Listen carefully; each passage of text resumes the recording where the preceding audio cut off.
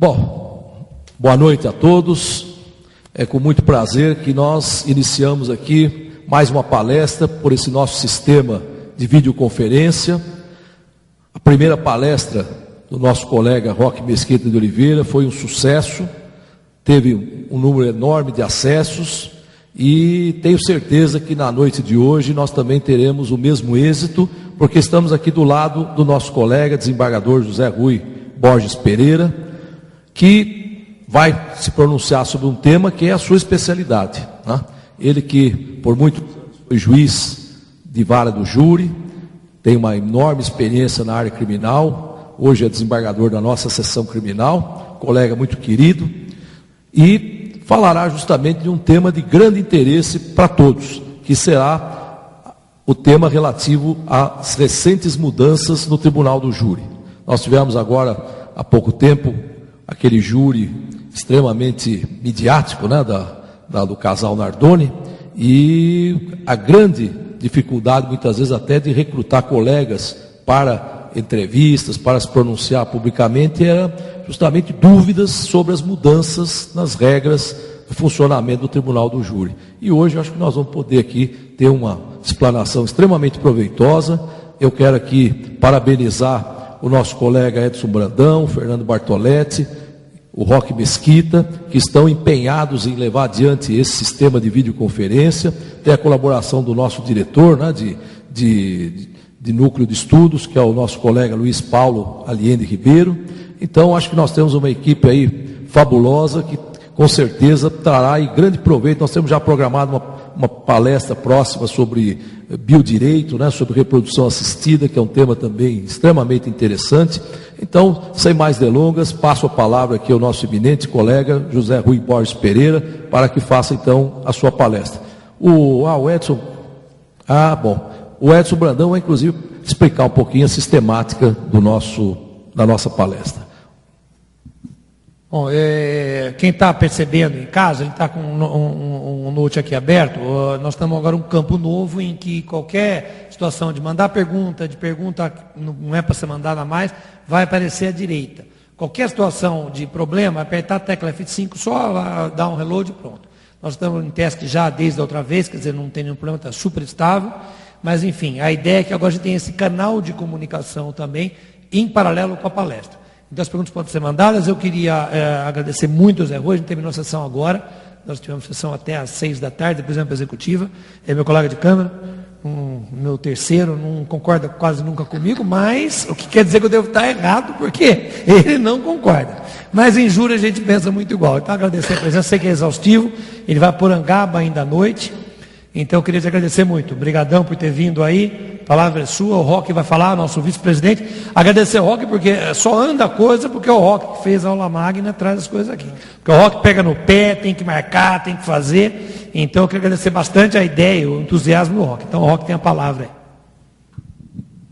Muito obrigado. É só para cumprimentar a todos aqui e também destacar a presença do Zé Maurício Conte, que está aqui na plateia, da Juliana, que trabalha comigo lá no gabinete. E dizer que acabei de contratar o Zé Maurício Conte para vir também fazer uma palestra sobre a parte da autonomia financeira do judiciário, que foi doutorado, né, na USP. Então, nós estamos acertando a data e brevemente nós estaremos aqui com o Zé Maurício Conte também conversando com vocês. Era isso, muito obrigado. Então, com a palavra, o nosso colega José Rui Borges Pereira. Bem, gente, embora tenha trabalhado muitos anos no júri, eu sou meio tímido, né, com o microfone. Falar em público não é muito o meu jeito, vai. Não é nenhuma.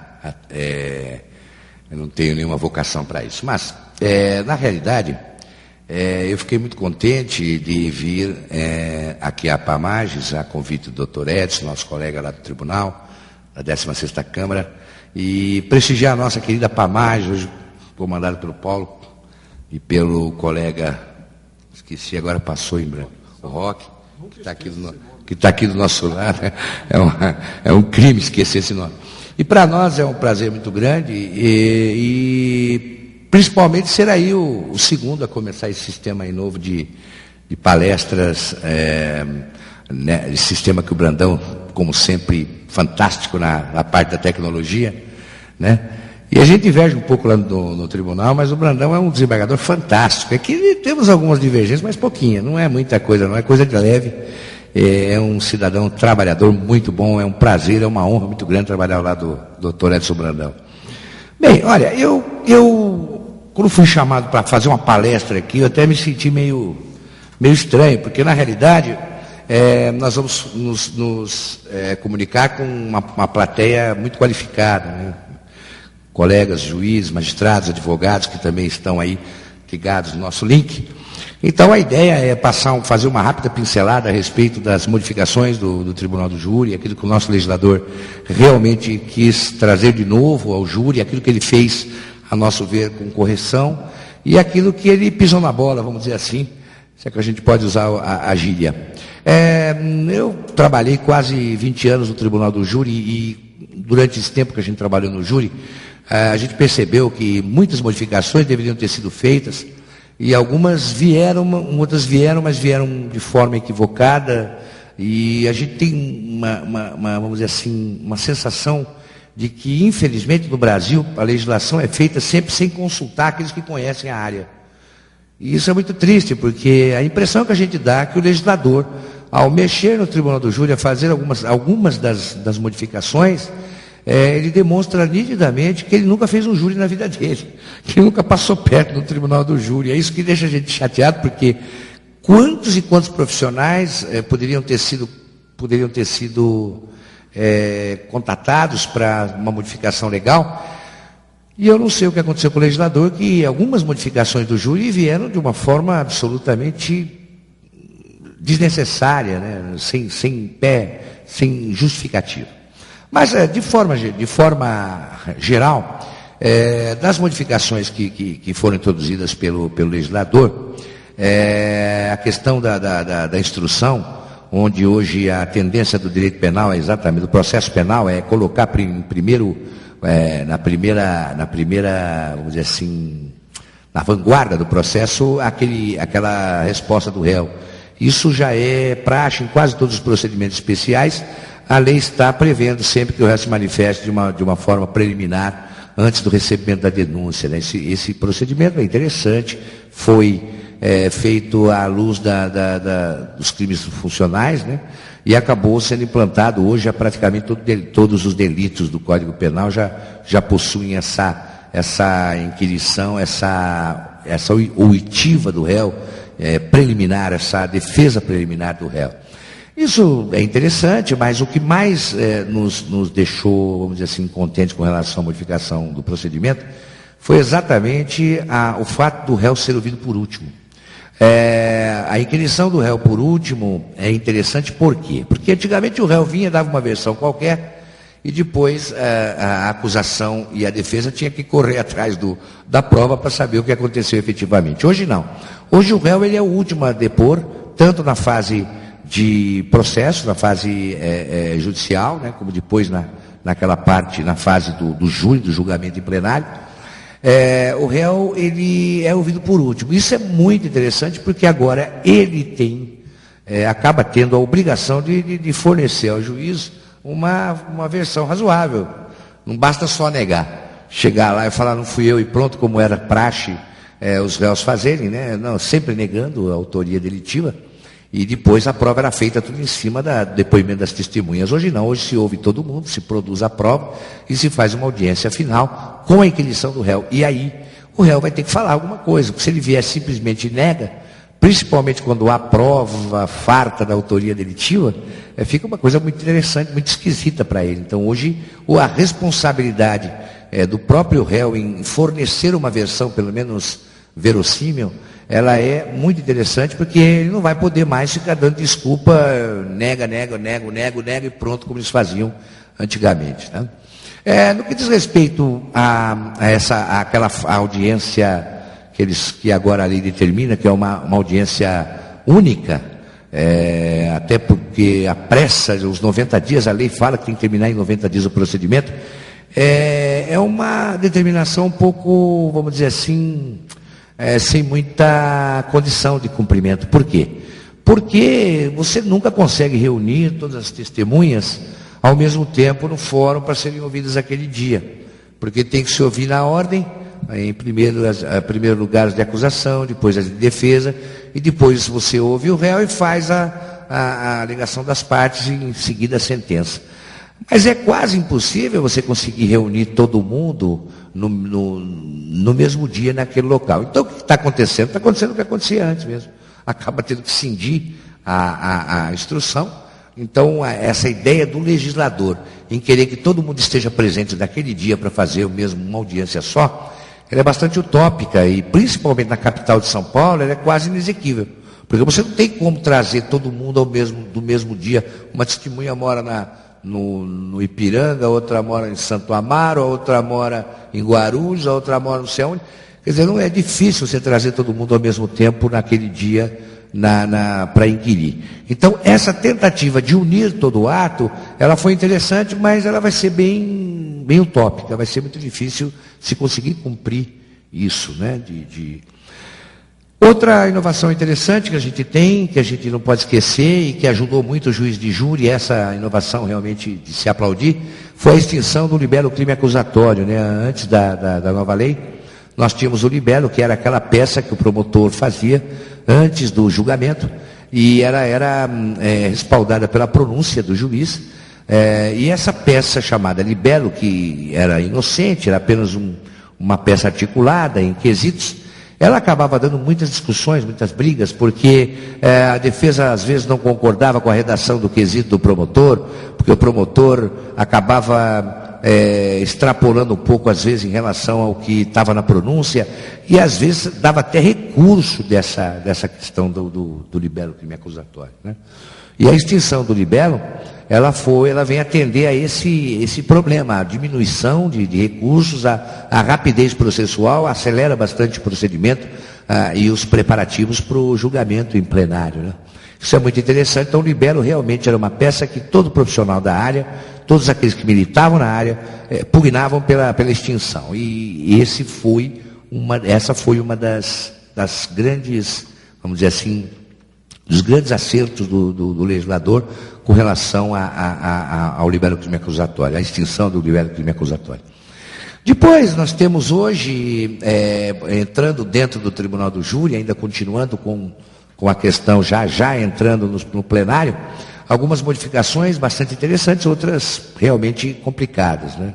As principais modificações, como a gente já estava dizendo, hoje o réu não é ouvido mais em primeiro lugar, como era antes, ele é ouvido sempre no final, antes dos debates, né? Outra modificação muito fantástica, que nós sempre brigávamos para que isso acontecesse, foi a extinção daquela fase de leitura de peças. A leitura de peças era realmente era um problema muito grave do Tribunal do Júri, né? As partes, às vezes, tanto o promotor como o defensor, eles abusavam muito da leitura de peças, às vezes se pedia a leitura do processo inteiro, um processo com 10, 12 volumes, e o promotor ou o defensor pedia a leitura de todo o processado, o que era complicado, porque às vezes se ficava fazendo 5, 6 dias seguidos, grandes júris, se ficava fazendo 5, 6 dias seguidos só leitura de peças, para depois começar os atos principais do júri. Isso era um absurdo, porque cansava os jurados, era totalmente contraproducente, porque quem conhece um pouquinho de pedagogia sabe que você não ouve mais do que 40, 50 minutos. Depois de 40, 50 minutos, quando você ouve o interlocutor, você começa a perder o interesse, já não consegue mais absorver o que você está ouvindo. Então, imagina um jurado sentado, o escrevente lendo 4, 5, 6, 7 horas por dia de leitura de peça, o que ele vai conseguir guardar, ou o que de importante ele vai conseguir absorver para efeito de julgamento. Então, realmente a leitura de peças era uma das piores coisas que o nosso Tribunal do Júri tinha. Felizmente o nosso legislador foi bastante sensível em terminar com a leitura de peças. Foi um avanço muito grande, na minha opinião. Outra coisa um outro avanço, mas aí, a meu ver, um absurdo, um retrocesso, foi a questão da proibição hoje de leitura da denúncia e dos acórdãos, das decisões de primeiro e segundo grau, que eventualmente tenham pronunciado o acusado ao julgamento. Isso, para mim, na minha concepção, é inconstitucional, Porque você não pode esconder do jurado nada. Se o jurado pedir para ler o processo, se o jurado pedir para manusear o processo, como é que você vai fazer? Você não vai permitir que... Ele recebe cópia da denúncia. Ele recebe cópia do acórdão. E o promotor e o advogado não podem falar sobre isso. Quer dizer, então, se ele pedir amanhã um esclarecimento sobre o que está escrito no acórdão, na pronúncia ou na denúncia, o juiz não pode autorizar que as partes deem essa informação, esse esclarecimento. Ou o juiz não pode ele mesmo esclarecer sobre isso. Quer dizer, eu não sei qual foi a inspiração disso. Talvez tentando proteger o réu, mas eu acho que é o contrário. Essa proibição de se fazer menção à pronúncia, denúncia, acórdão, essa proibição, na minha opinião, ela é muito contrária aos interesses do réu. Porque o jurado vai ler aquilo, não vai poder esclarecer e vai ficar com aquela decisão na mão. E geralmente a decisão de pronúncia é a que manda o réu a julgamento.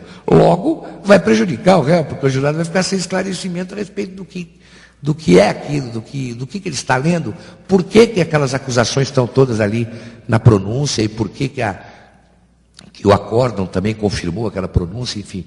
Na realidade, vai ser muito difícil, é muito difícil você conseguir encarar o júri com todos os princípios que nós temos no Tribunal do Júri, com uma proibição dessa natureza. Na minha concepção, é uma proibição totalmente impertinente e inconstitucional, vai contra o princípio da ampla defesa, ela é totalmente absurda.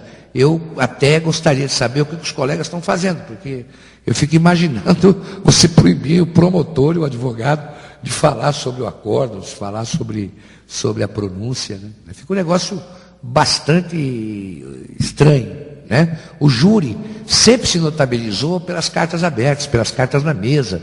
O interrogatório, o inquérito policial, aqui no Brasil, ele é totalmente aberto, é diferente de alguns países do mundo, onde o inquérito policial é lacrado, você não pode ver. No Brasil, não, tudo é aberto para os jurados. Então fica muito estranha essa proibição de leitura de algumas peças, de menção a algumas peças, né? Porque isso vai contra os princípios do júri.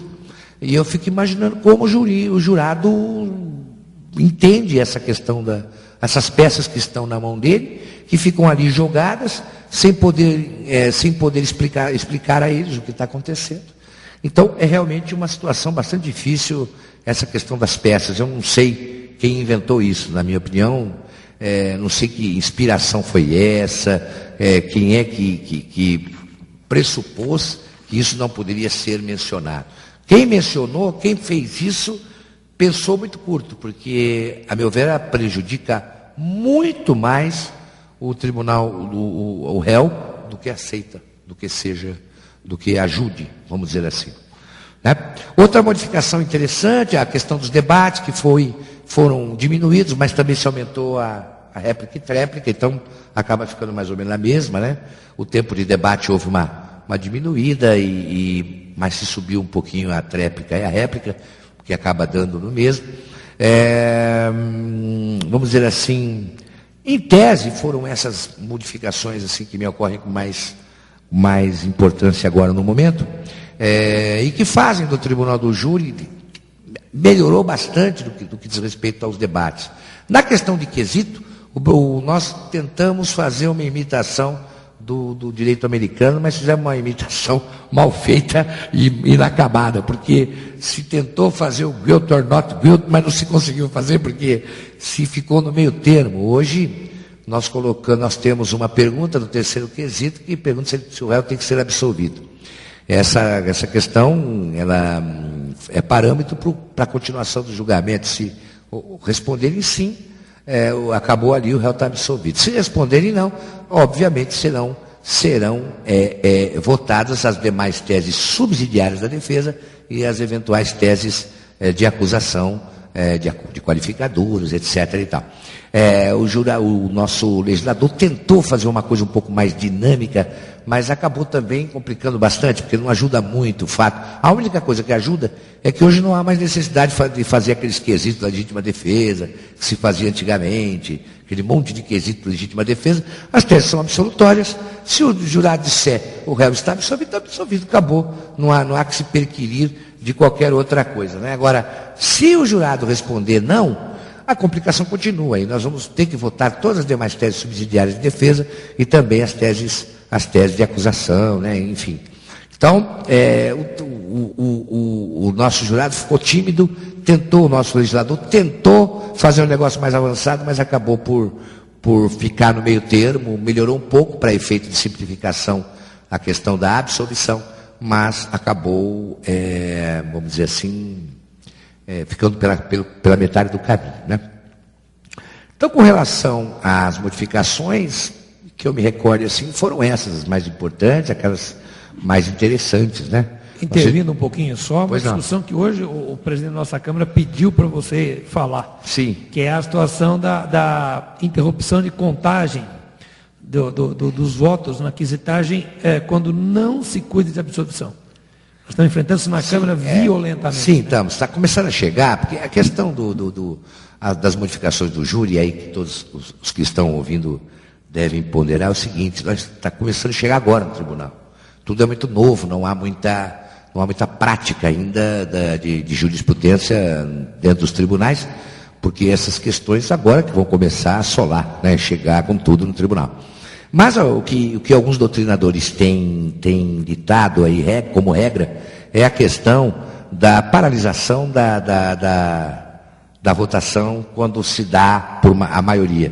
Então o juiz está contando lá os votos, ele viu que deu 4 votos sim, ele para a votação e não quer votar, mas ele não vota, mas os demais não descobre os demais votos.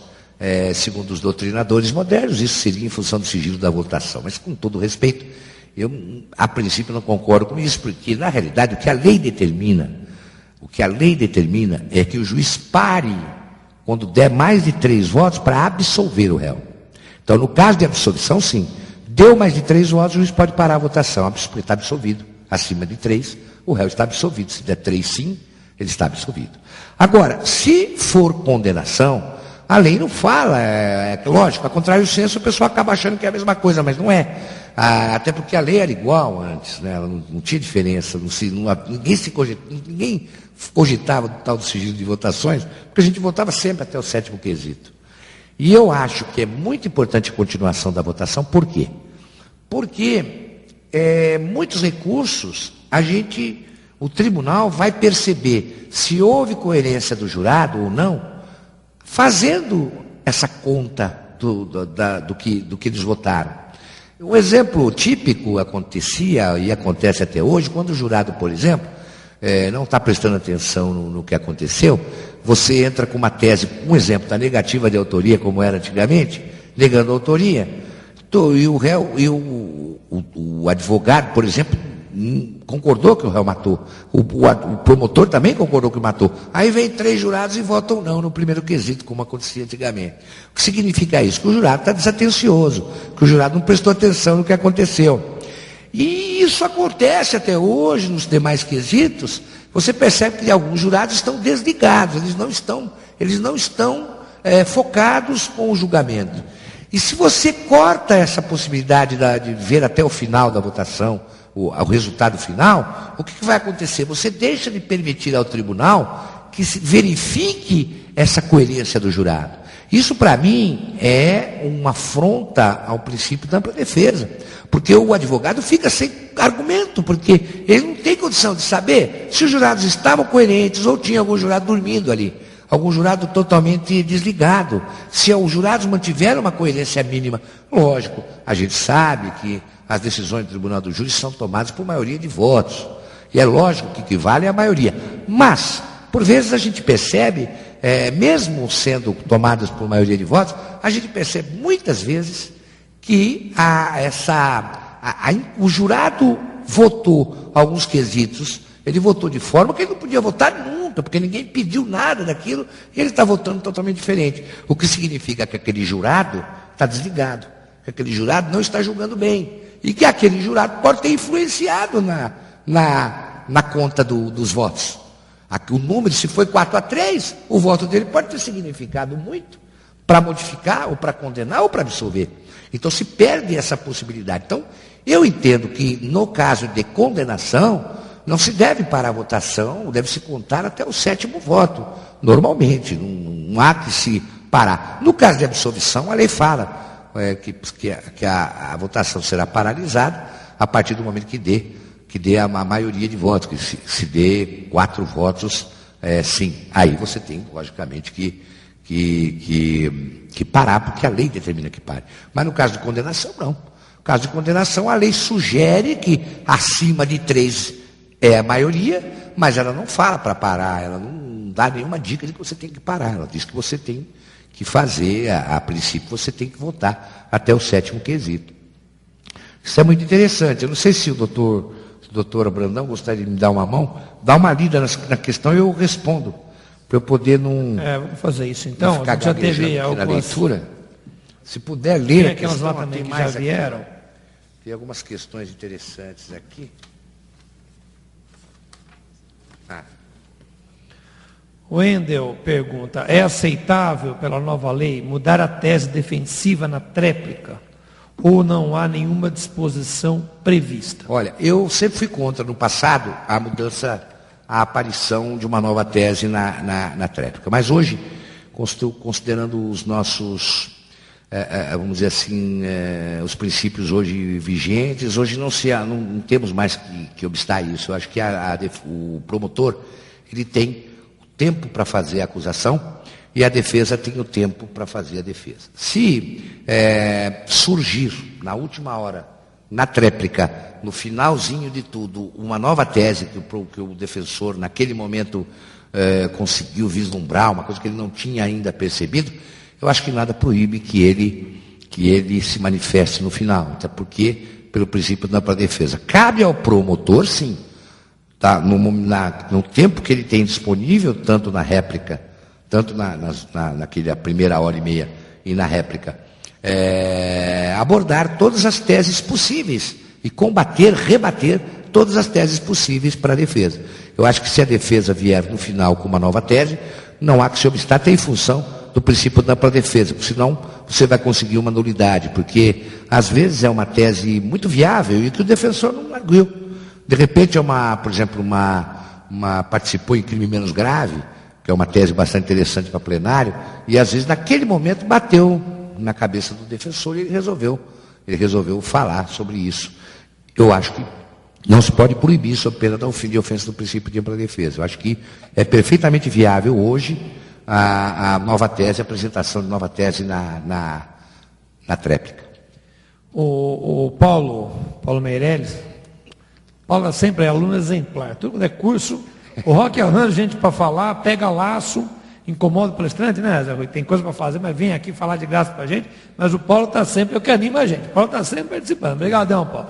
Paulo pergunta assim, o parágrafo 1º do artigo 433 é absoluto, como induz a redação do verbo imperativo será. Ou posso fazer o sorteio 30 dias antes. Aí ele explica, a primeira sessão da reunião mensal, às vezes acaba prejudicada, porque não se consegue localizar alguns a tempo de resolver o problema, pois a intimação é lenta. Ele está falando do prazo novo para a intimação para o início da sessão permanente. Será que eu posso fazer o sorteio 30 dias antes, a primeira sessão da reunião mensal?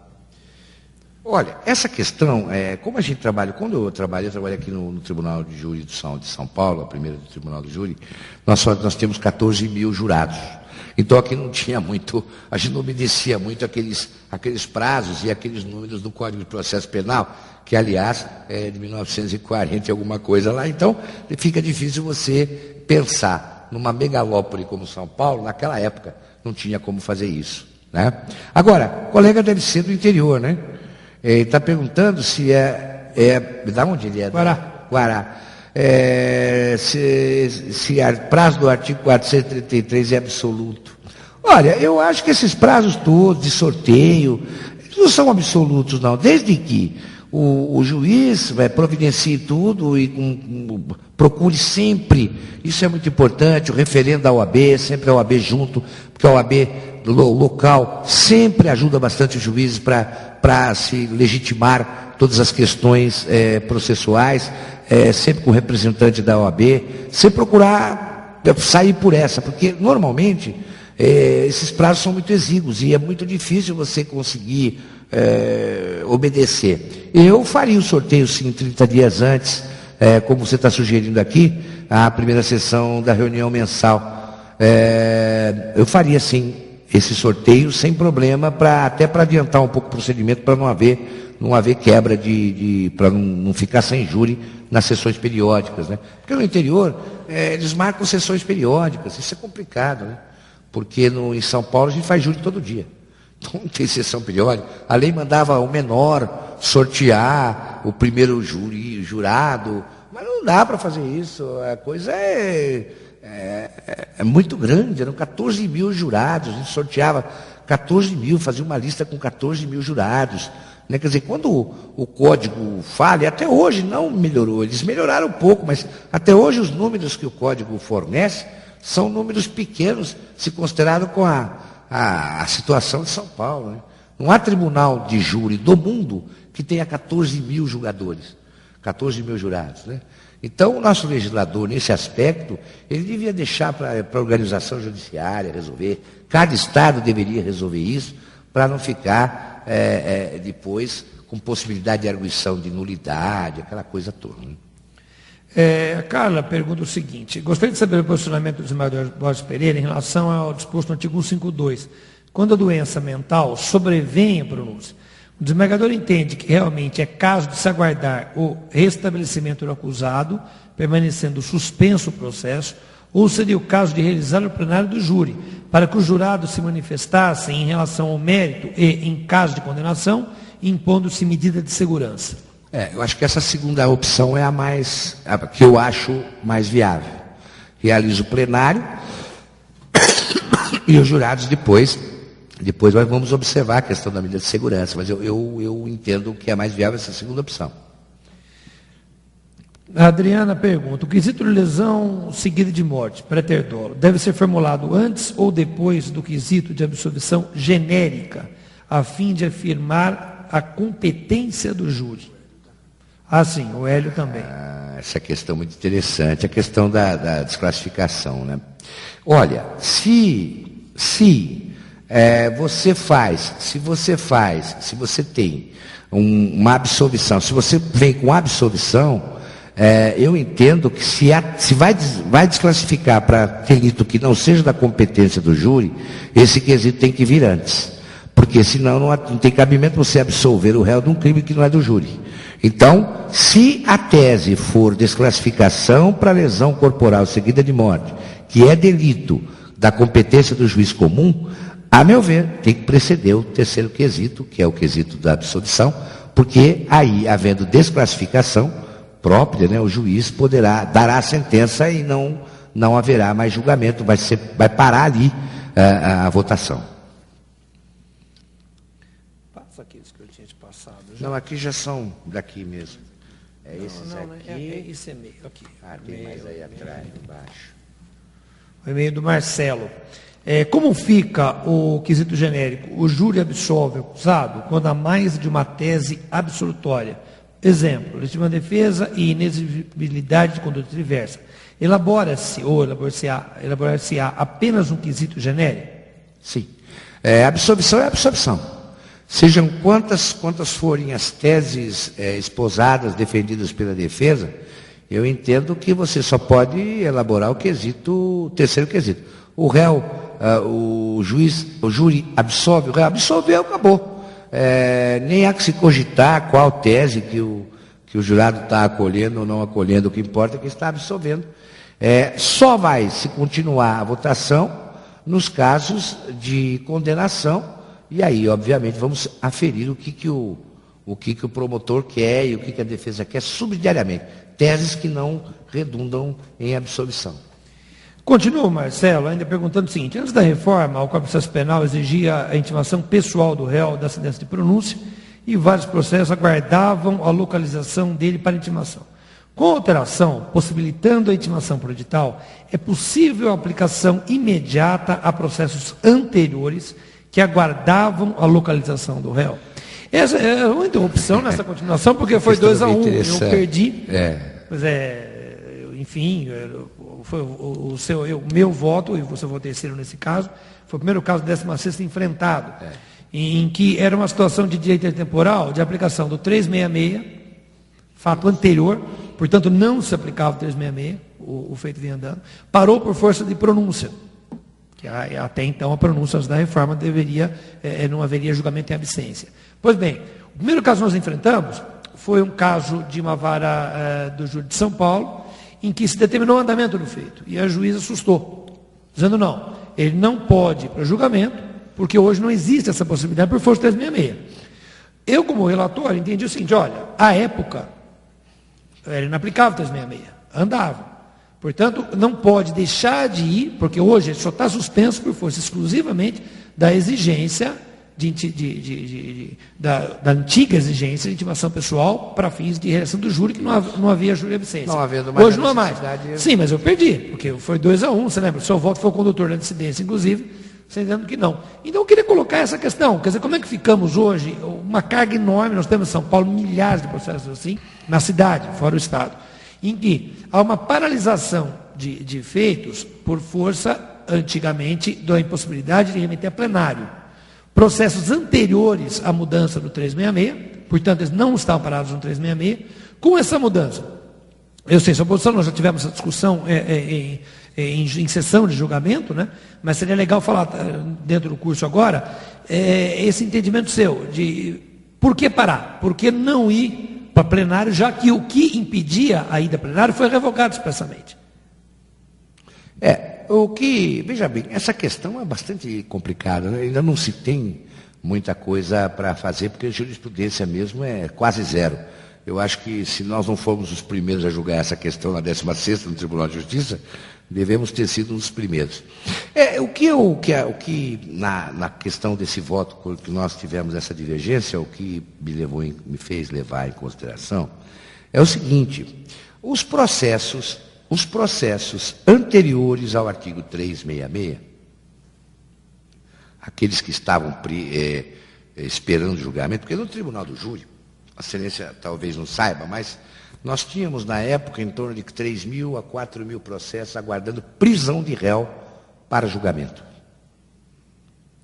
Então, o que acontecia? O réu não era preso, não era localizado. Como o delito, a maioria dos delitos de júri é inafiançável, você não poderia julgar o réu à revelia, sem a presença corpórea dele ao julgamento.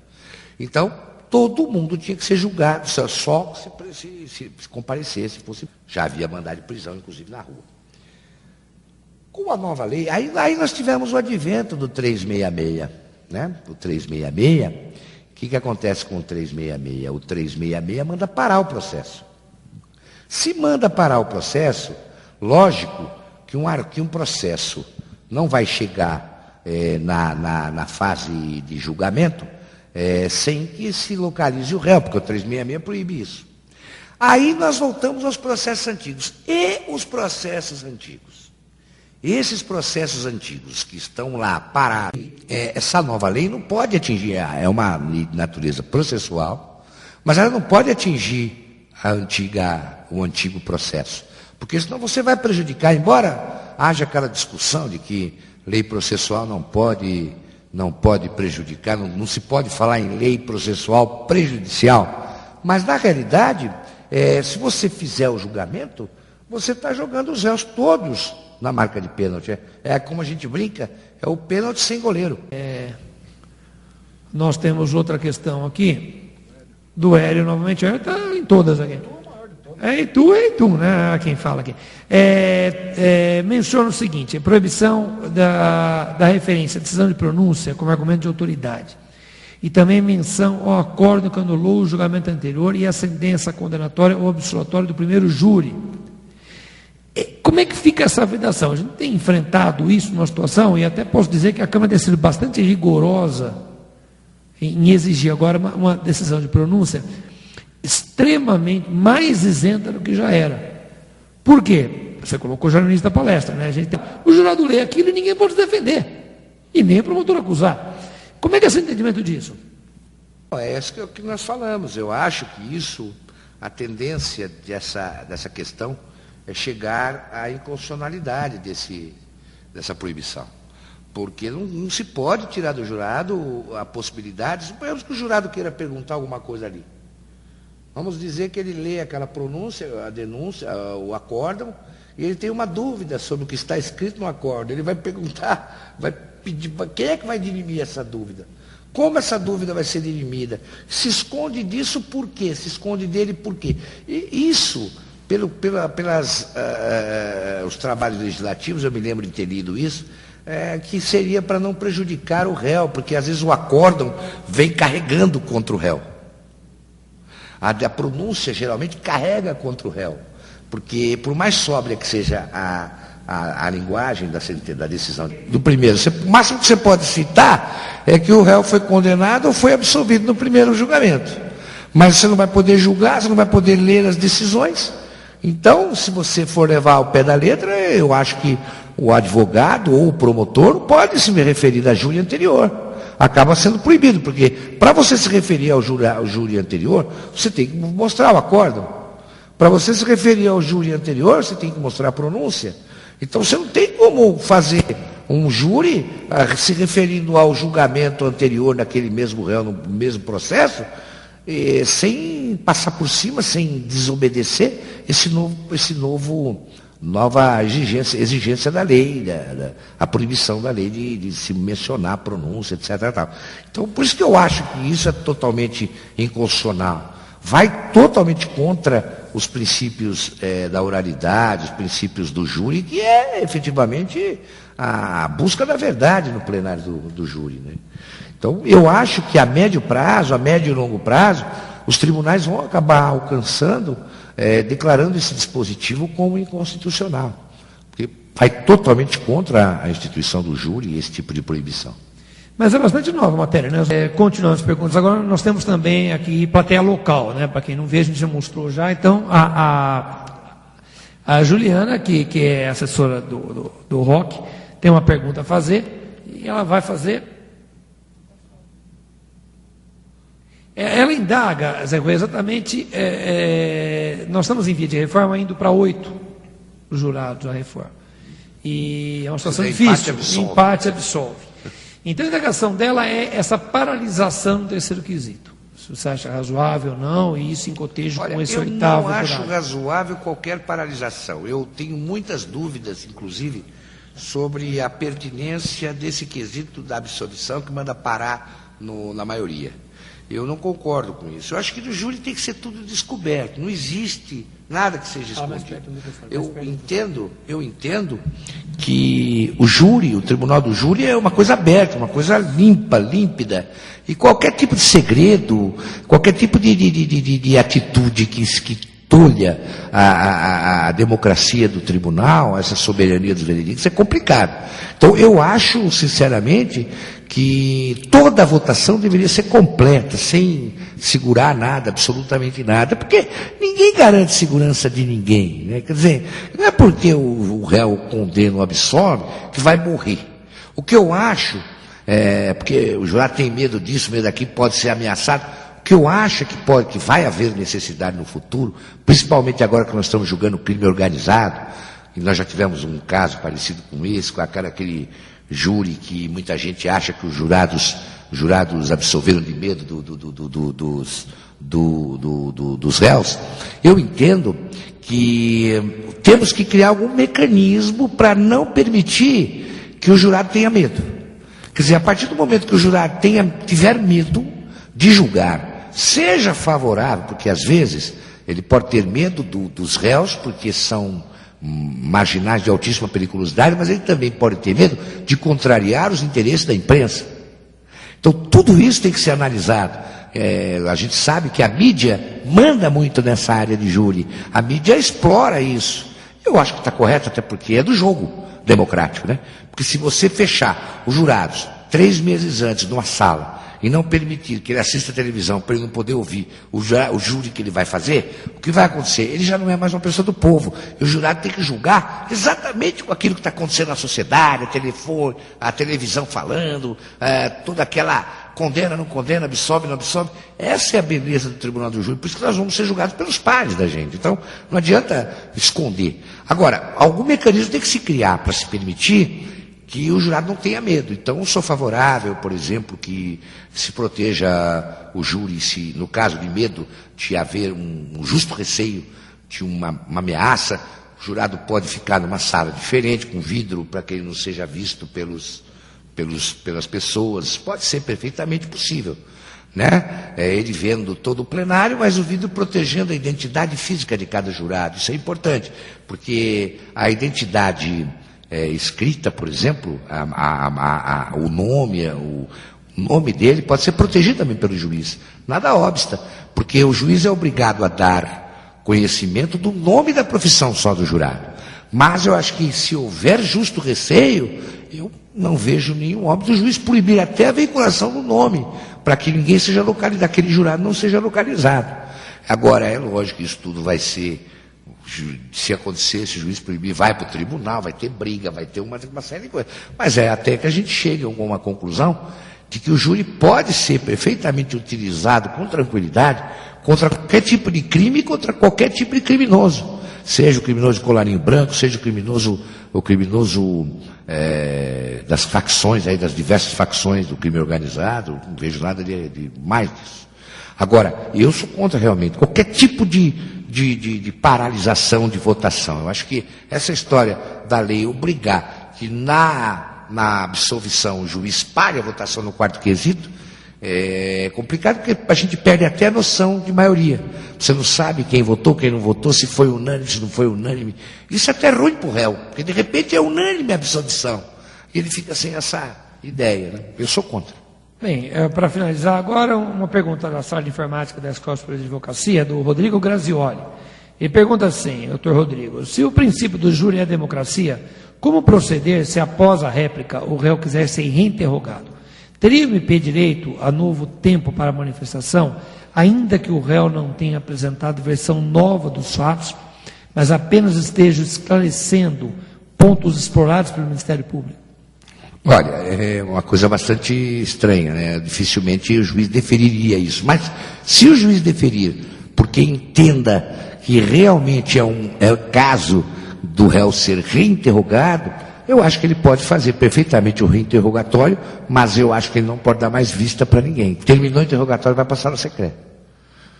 Agora, vai haver aqueles que vão brigar e discutir. Não, mas se ele reinterrogou, então devia dar pelo menos 10 minutos para o promotor e mais 10 minutos para a defesa. Mas nós já tivemos casos de interrogatório, de reinquisição de testemunha no passado, que se fazia no final e já ia direto para a sala secreta. Também não vejo problema. Agora, eu acho que se o juiz permitir isso, ele pode permitir o reinterrogatório, mas ele não pode renovar os debates, porque não há nem nada que possa autorizar isso. O juiz mais ousado, ele pode experimentar, dar 15 minutos para cada um, para falar sobre aquele interrogatório, sobre aquilo que foi falado do interrogatório, mas pode dar um rolo danado no júri isso, né? O ideal é que o juiz não defira um reinterrogatório, a não ser que seja uma coisa muito importante, seja alguma notícia importantíssima que o réu tenha que passar, e aí, nesse caso, se fosse eu dissolveria o conselho de sentença e marcaria outro julgamento.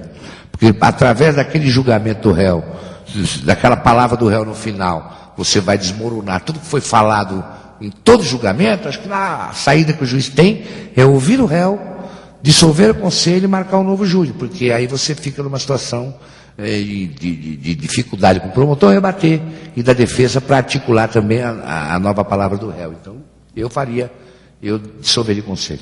Então, encerrando só, eu queria passar para o palestrante algumas palavras de encerramento para a gente aí. Olha, eu agradeço muito a oportunidade de vir aqui para a Mages.